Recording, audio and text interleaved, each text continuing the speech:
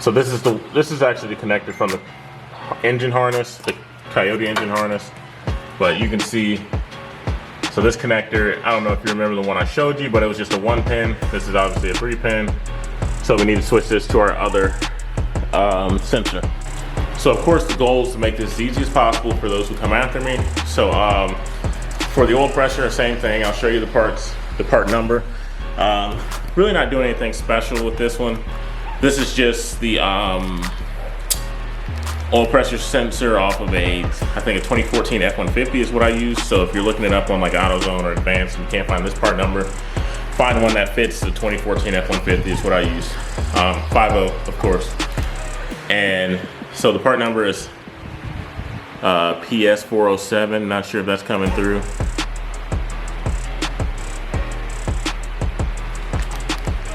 And so PS407 is the part number. It looks just like this.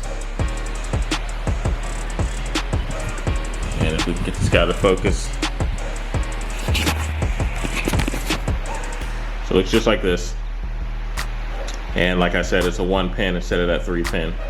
So this already came with some sealant on the thread, so I don't have to wrap this with Teflon tape. Once again, you can see the part number on the side there as well, PS407. But one thing I do always recommend, of course, is test fitting. So I did this with the coolant sensor, but same thing for our oil pressure. So before you go and take out what's in there and put in a new one, just give it a quick test fit. Make sure they fit like expected. So this does, meaning we're good. And so now let's go get this new oil pressure sensor in. So once again, our oil pressure sensor is right behind these power steering lines. It's that guy right there. So I'm gonna take that out. That's a 1 1/16 inch for me as well. So we'll pull that out and put our new sensor in.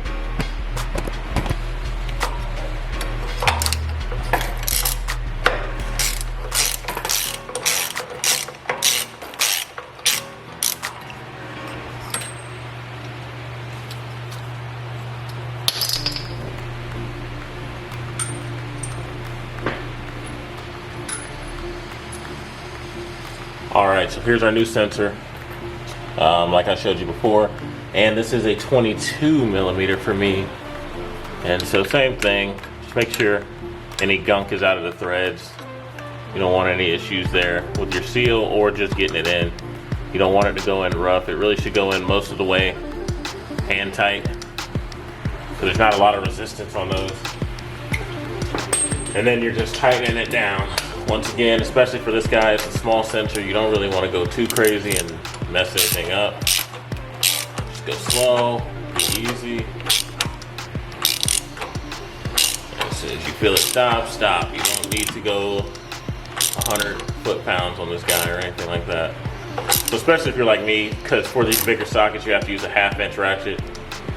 I don't have sockets these size in my 3/8 set, so be careful just because you can obviously put a lot of torque on it just naturally.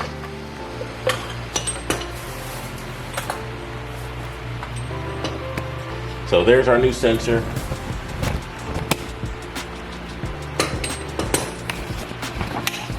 And now with both of these sensors in place, we can plug in our harness that Nathan repinned and did everything for us.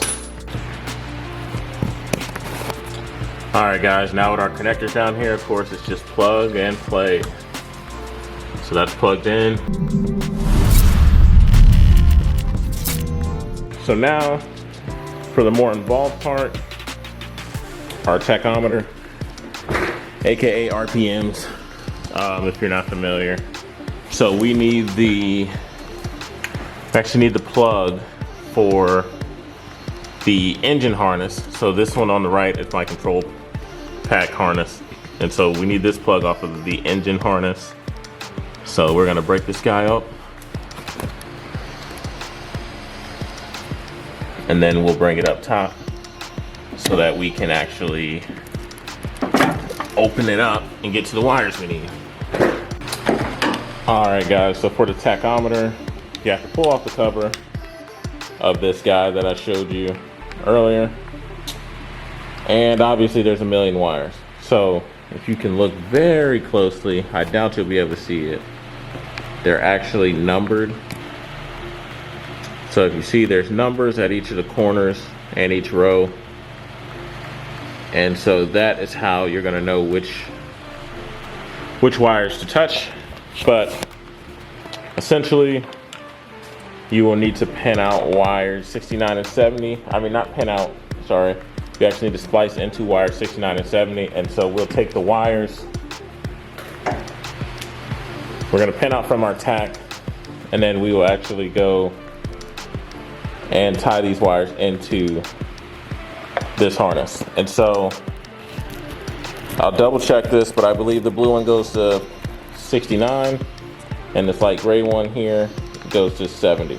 But I'm gonna double check that and I'll verify that before I actually start the soldering. But basically what I'll do is strip it and strip off a little bit of those two wires and solder them together. And so not sure if you can see, but in that bottom corner, the number it shows is 61.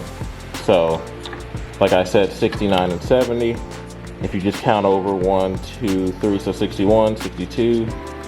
There's 4 empty spaces, takes you to 66, 67, 68, and then so 69 is that green wire, and 70 is that yellow with the purple stripe. So this green and this yellow are what we're gonna have to tie into. So of course I'm gonna try and clean them up, like get them from tangles. You see they're kind of crossed. But basically we're gonna tie our wires into those wires. So we'll follow them up probably a little bit higher than this, just so I'm not like putting heat to all the other wires while I'm trying to solder. But this is what we have to tie into. All right, so now we're getting ready to solder this first wire together. So 69, which is our green, goes to our gray wire here. 70 goes to our blue. And so 70 is the yellow and purple. So you'll see I kind of made a quick connection by stripping the center and stripping the blue wire and then twisting it together. Now I'm gonna solder it to make that connection more permanent. Then I'll do the same for the gray and the green wire. And then, of course, I'll tape it back up and get all of this protectant back on top of it. All right, guys, so now the tack is wired. I didn't show it, but basically my solder connections, I ran some electrical tape around those first individually. Then I taped up the whole wire assembly. So it came out really good. It looks back to normal. So I put this cap that I mentioned back on. And now we just have that harness kind of tying into this one. So now we can plug this back into the computer, the PCM. And when we start the car, we should have our tachometer working based off of the 2 wires we tied into here. So the best part about this is, of course, if somebody comes out with like some kind of gauge system, or if there are any out there that tie into the original engine harness, and I want to tap into that and use those, since we didn't take anything out or do anything goofy, we just tied 2 lines in, I'll be able to still use that existing interface. So, and if I needed to, like if I wanted to switch gauges, I can just take this out, or I can run them to a different controller from here, and I'll always know, hey, this is my tachometer stuff right here. So it's good. It makes this process easier, and it has usability down the line if I change my setup. So once again, really good harness, and he's doing it for a really fair price, man. So I mean, if you know how to do it and you think you can do it better, whatever, do your own thing. But for those of you like me who, this is a big build already, and there's a lot that goes into this, and you don't really, have time to break down into every tiny detail, some of the stuff like that will save you a ton of time. So where you can, especially for the right price, it makes sense just to, tap into our resources in our community and use them to help get these builds done. And like I said, the quality's good. He's well known throughout the community, so if you're in any other Facebook community pages or anything like that, you'll see nonstop, reviews of his stuff. So solid guy, solid stuff, and he was really good with me asking questions, some questions which I should have probably been able to find the answer to. So thanks to him, and now we are fully wired in with our modified engine harness.